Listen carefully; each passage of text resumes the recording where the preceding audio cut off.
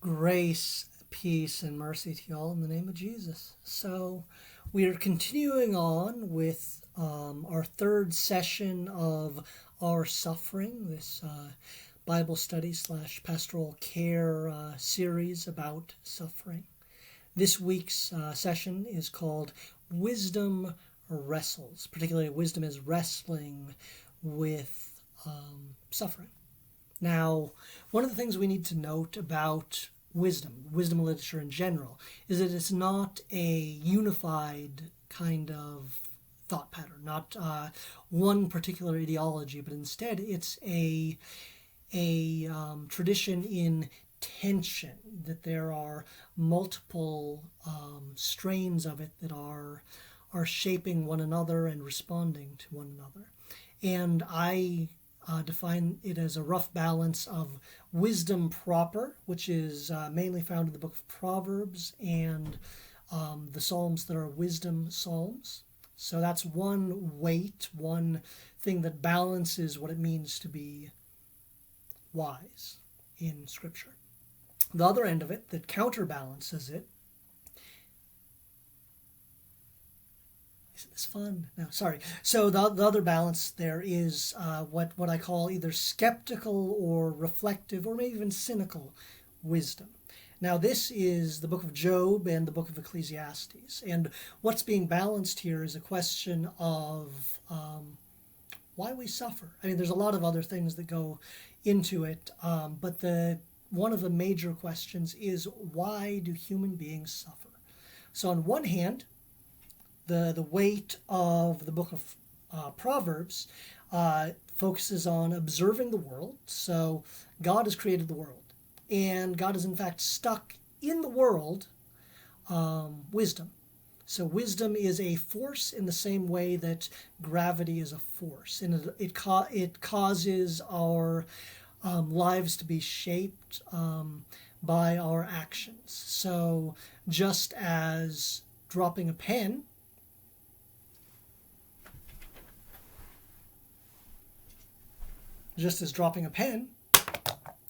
always has the effect of the pen falling. This is, of course, why cats make such good scientists. They're always making sure gravity is still working. So just as gravity is a force in the world, so too the wisdom proper end of wisdom says our actions, either ethical or unethical, either wise or foolish, righteous or wicked actions have consistent consequences in the world. That God is in fact stuck within the world, these ways of the world working. Or another metaphor that's sometimes used in the book of Proverbs is lady wisdom, or child wisdom, or architect wisdom.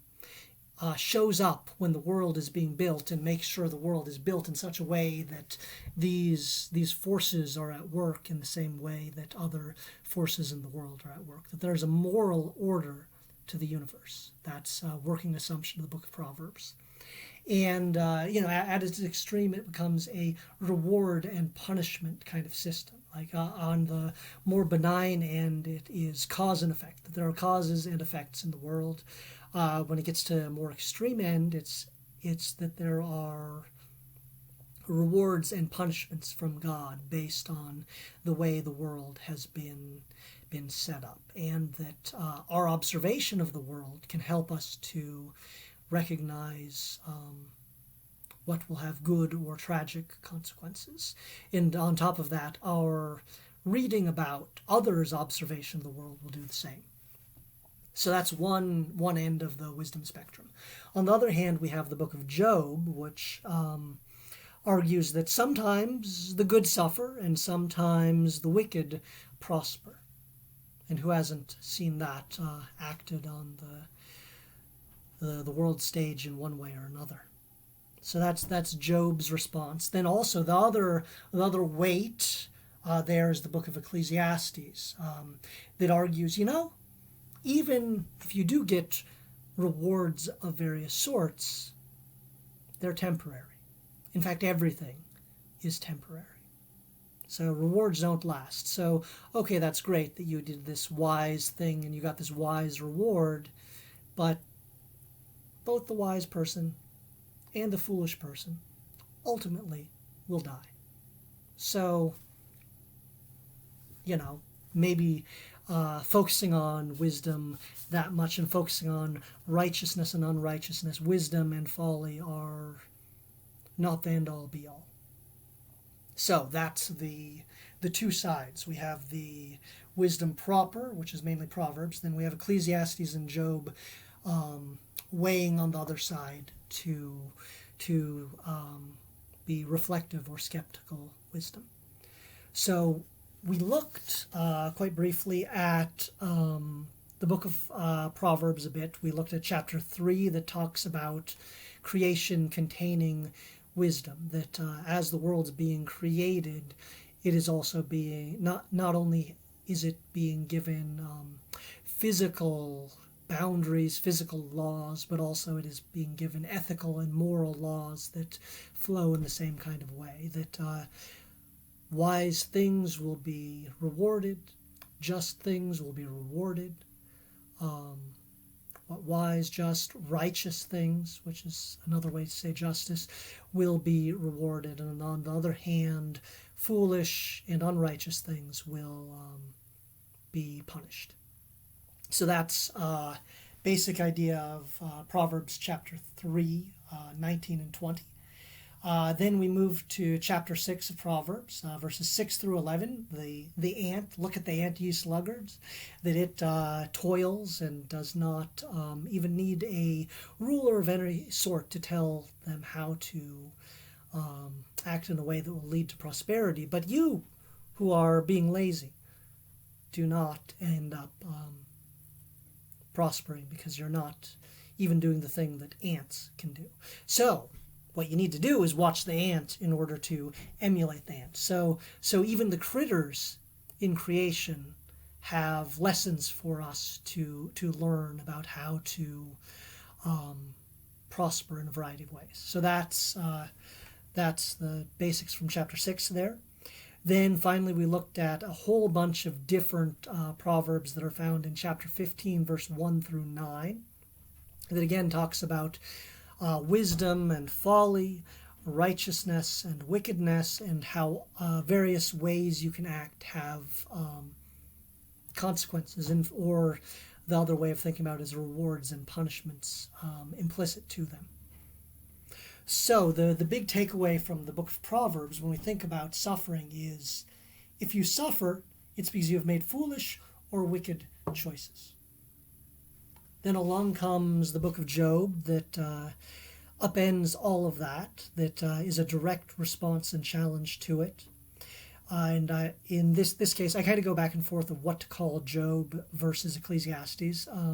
Right now I'm thinking of it as skeptical wisdom. So the book of Job responds with deep skepticism to the wisdom proper tradition. So looking at chapter 1, verses 1 through 5, we see Job is a wise and prosperous man. He is acing the quiz that is the wisdom tradition found in the world. So he has all the things you could want. He has prospered in every way possible, both because of his wisdom, but also because of his righteousness, that we see him sacrificing in case his children have done something wrong. He is the prototypical, the peak of wisdom proper. Verse 1 through 5, that's the height there. But then we get the adversary in verses 6 through 12. So Hasatan, the adversary, the tester, who comes along and says, this system you got here, God, this reward and punishment wisdom thing, could I take a few jabs at it to see if it really works? Because here's what I think is going on. I think Job is only acting in the ways you want Job to act because you're giving him stuff, right? So it's nothing more than a bribe. And so Satan in the book of Job is functioning in a different way than we usually think of him. So not as a demonic force in the same way, but instead as a tester. So, Satan at some point goes along and says, "Very nice cup you have here. Will it stand the test of time?" Then sort of does a crash dummy kind of thing with it to see if it still works. And so too, Satan grabs the wisdom tradition. Will it stick? Will it still stay in one piece, or will it break apart? And God says, "Okay, yeah, give it a test. Let's see what happens. You might be right there. So let's see what happens to wisdom proper if you bang on it really hard." And Job receives all kinds of adversity. And we read in verses 13 through 22, Job is told by his wife, curse God and end it. Like, this clearly is not working. Proverbs doesn't work. And he responds, should I only receive good things because I've done right, or should I do right because it's the right thing to do? Additionally, in these verses, we have the excellent example of the friends. So the friends end up just sitting with Job for a couple days. And that's perfect. That's what you should do when you have a friend or a relative who is suffering. You shouldn't go in there trying to fix it. You shouldn't go in there trying to explain it. Instead, just sit with them for a while and hear their suffering and let them express the unexpressible. So the friends get it right for 3 days. And then they stick their foot in it. We have in chapter 4, we have Eliphaz, I think it is, start to explain, hey, I've read the book of Proverbs. I know a thing or two. And so do you. In fact, you're a Proverbs kind of guy too. You know, Job, you know that nobody who is righteous ends up suffering the way you're suffering. And if that's true, that means you've done something wrong. You are unrighteous or foolish in some way, shape, or form, Job. So just fix that up and move on. Admit that you've made a mistake and move on, Job. That had another telemarketer there, but we're back. So Eliphaz essentially says, the book of Proverbs, if it's right, means you're wrong, Job. So he stops being a compassionate individual there. Then we fast forward to near the end of the book of Job. Now, in the meantime, we have 30-some chapters of this ongoing argument that essentially boils down to, if Job is right, and he has not done something wrong and doesn't deserve this punishment, that he's not been foolish and he's not been unrighteous, if that's the case, then the book of Proverbs is wrong. And the friends, as well as a young upstart who shows up a little later, Elihu, who might be a stand-in for God or something like that, it's kind of a curious thing, all of them show up and basically say in a variety of ways, the book of Proverbs, wisdom proper, is correct, and you have made a mistake, Job. So it's this back and forth there for 30-some chapters. Then finally, God shows up because Job has said, I need my day in court, and the only way I'm going to accept a verdict is if God's self shows up and explains things to me, explains why I am suffering. And here's the amazing thing. God shows up. God shows up in a whirlwind and says to Job, were you there when I did this wide variety of things in creation? When I was setting up this, again, going back to the book of Proverbs, when I was setting up the moral as well as physical properties of the world, were you there to catch every detail? No, you weren't. So, you're wrong. Or at least you've become arrogant in your response to me. So that's a pretty big thing that God says. But it is funny that God points back to the basic assumption of wisdom literature, of wisdom proper, which is that creation contains these ethical rules, but then goes on to say, and you're not going to get all of them. You aren't, you're not going to have the time. Your single human life won't get it. In fact, writing down about multiple human life's experiences of what is wise and foolish aren't going to get you there. There's just too much in creation for you to fully grasp everything. And therefore, you've overstepped your bounds. You've become arrogant, Job. And then Job responds by admitting his folly. Now, there's an interesting thing at the end of Job's final response in chapter 42. What's interesting is he repents. But in the Hebrew, it looks like he might actually be repenting of repentance. Right? What does that mean? I'm not quite sure. It might, in fact, be that he is simply giving up the whole wisdom game. But one way or another, Job relents to God. And then God responds, and this is pretty cool. I think it's a great kicker here in chapter 42, verse 7 through 9. God responds by looking to the three friends who've been, wisdom par excellence. They've been embodying the book of Proverbs, and says, "You are wrong, and you need to ask Job to sacrifice on your behalf," which Job then does, which is very wise and righteous and kind of him to do. Perhaps kinder than the friends deserve. One way or another, it's an astonishing thing to read here that wisdom proper, as expressed at least in its extreme, is rejected by God. From God's lips, God says, nope, that is not the way I'm operating, guys. You got it wrong. That it's not a rewards and punishment thing. Instead, it is when you shake the thing back and forth and whack it against the table a couple times, it proves to be incorrect. That Job, in fact, is right in these matters. So, just to recap before we go to Ecclesiastes. Wisdom proper says, if you suffer, it's because you have made foolish or wicked choices. The book of Job responds very forcefully, saying, there are too many variables for us to fully discern the cause and effect surrounding suffering. So, then we get to the book of Ecclesiastes. Now, we start off reading the first chapter, where we get to run across the idea that all is vanity, all is a chasing after a wind, all is a puff of smoke.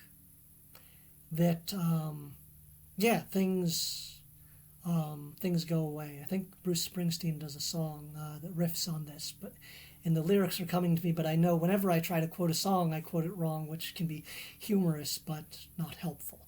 So anyway, Book of Ecclesiastes starts off talking about everything.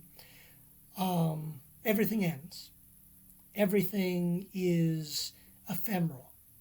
Everything is fragile. It's like campfire smoke. It blows away. Then we go on in verses 16 and 18.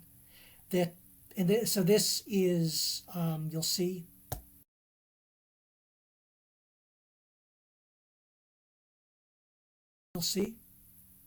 You'll see there the Simpsons understanding of it with the graph from Lisa of happiness going down as intelligence goes up. This is from the episode where Homer, it turns out he'd stuck a bunch of crayons up his nose and he had one stuck in his brain, and then Dr. Hibbert pulls it out, and then he gains IQ, and yet he loses friends, he loses enjoyment.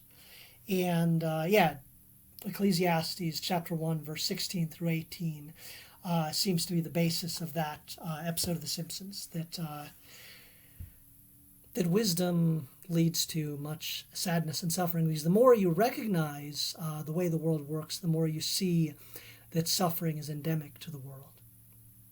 So moving on to chapter 2, verses 12 through 17, the author runs into this great sadness that the wise and the foolish both die. The righteous and the unrighteous both die, that there is an end to both. So then what's the point of all the works of prosperity, all the works of swallowing much books and even writing much books? It's all going to end. And then finally, I wanted to point out in chapter 3, you have the famous turn, turn, turn, that there's a time for everything. Now, this is pointing to a kind of situational ethics, that the idea that there's this eternal wise thing to do and this eternal foolish thing to do in and of itself is foolish, because instead there are different times. Sometimes there are times when you want to embrace. Sometimes there's times when you want to refrain from embracing. Case in point, what we're dealing with right now. We don't want to be close with everybody. Instead, we want to socially distance, and that's a logical good thing to do in this time. But other times, you'll be a cold fish if you continually stay 6 feet away from everyone. So, for that matter, there's time. Well, you can read those 8 verses, chapter 3, verse 1 through 8, where you can read you can listen to the various songs that are based off that. I want to say there's Eagles, the Birds, and Peter, Paul, and Mary all do a riff on Ecclesiastes 3. So I could go on all of chapter, all the entirety of Ecclesiastes, but we're just going to hop to a basic summary here. Firstly, there are both constructive and destructive things that will happen in life. We can't easily tell if they're related to our moral or immoral acts. So, the Proverbs' assumptions of causality are not as clear as Proverbs would like them to appear. For that matter, life is better and safer when lived wisely and in community.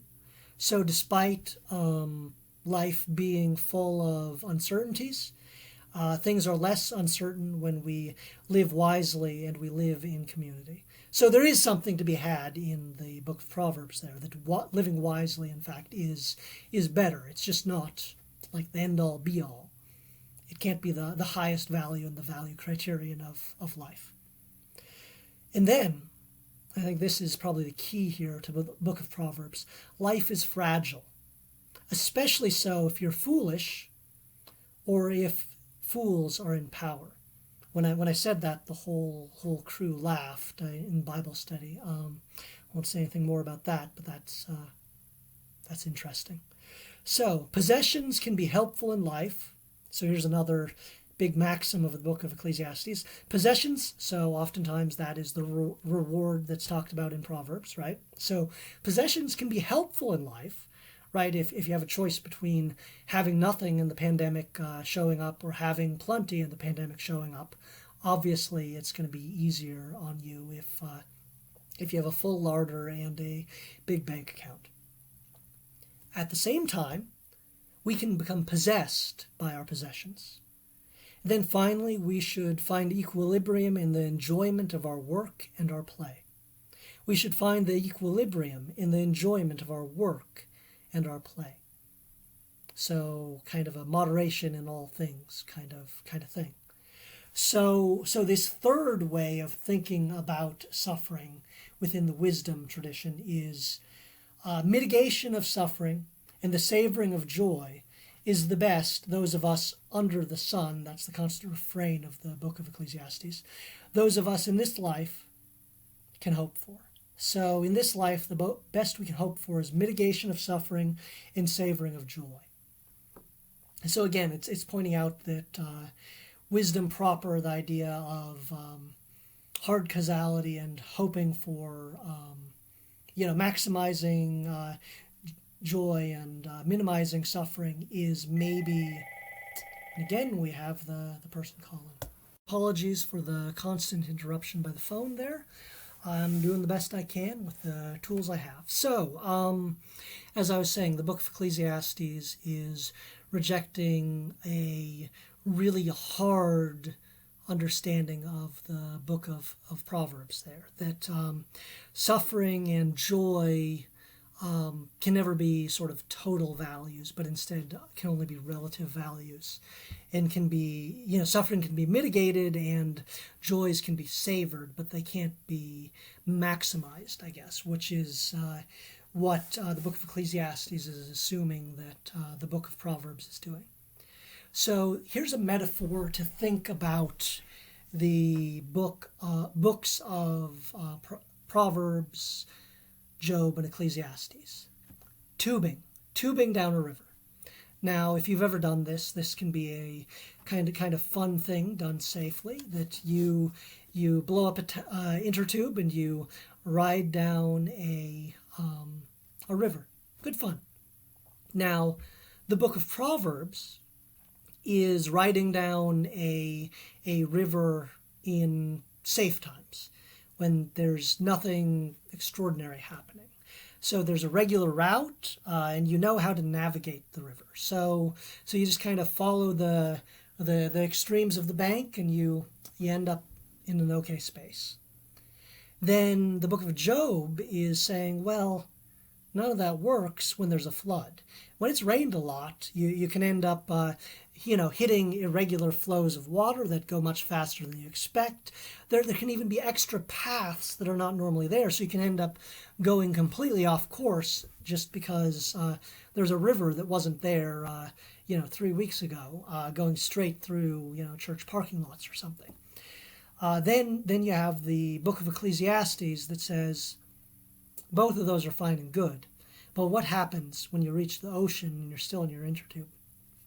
What now? What now when you recognize that there is an ending to all these things?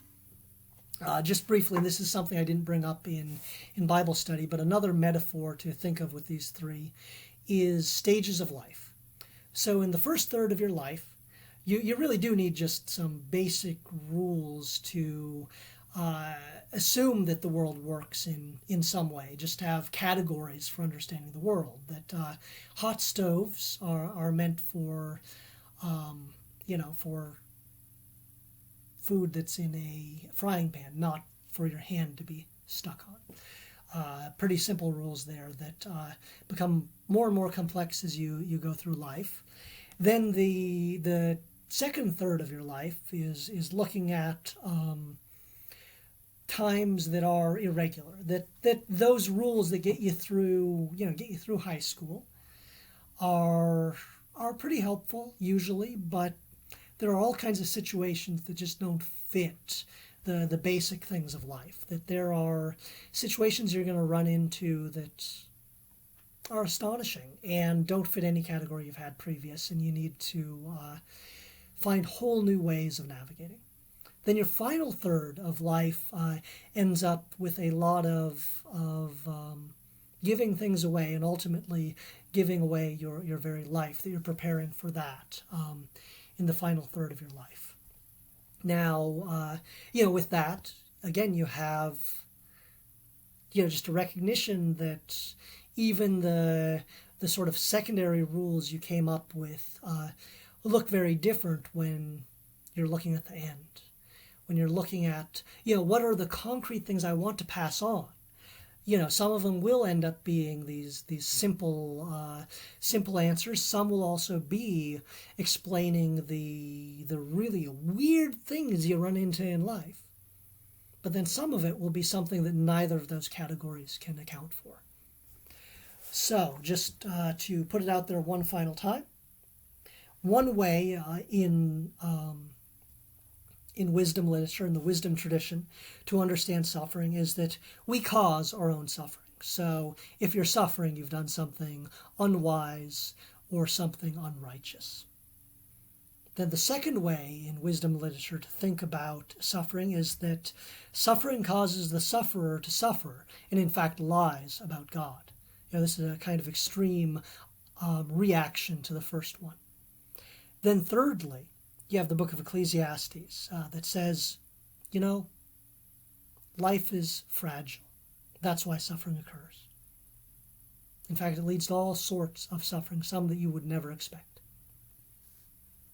So, finally, I have a few questions for you all to think about.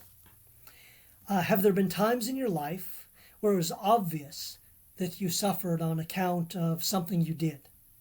That there was a clear cause and effect?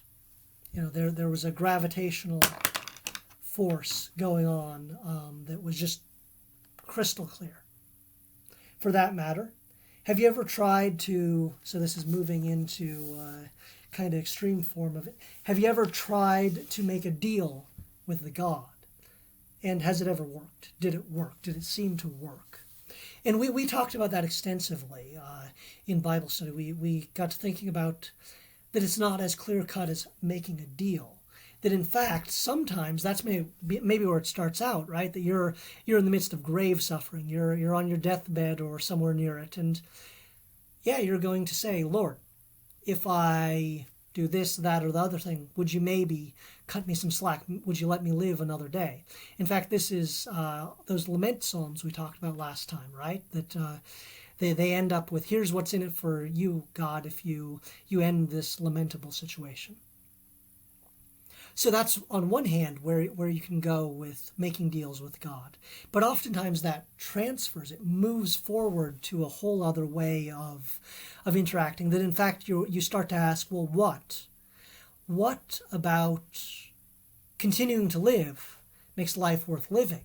That in fact those good things that I said, God, I'll do this good thing, I'll feed hungry people, I'll go to church all the time, I'll give money to charity, I'll spend more time with my children, I'll do whatever it is, this thing that you've not been doing but you've recognized as good. I'll do that if you just get me through, Lord.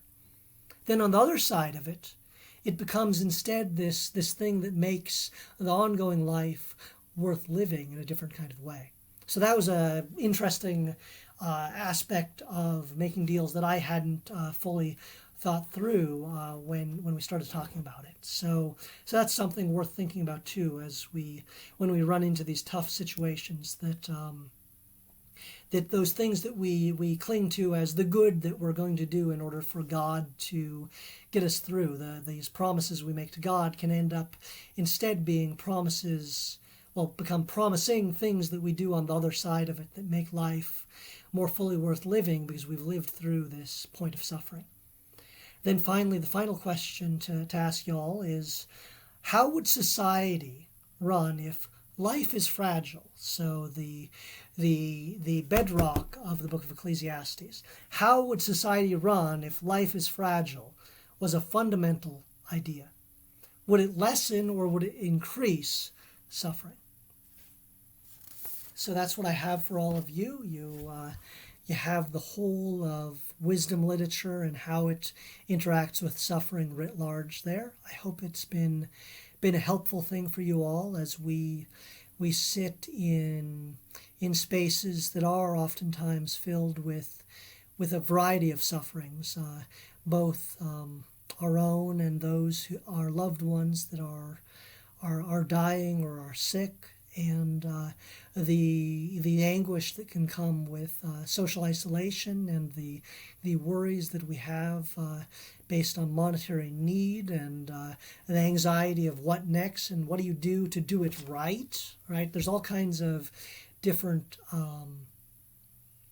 sufferings that are going on in the hearts and the souls of all of you out there, and I want you to know that within that you are loved. You are blessed. You are children of God, dear friends. God bless.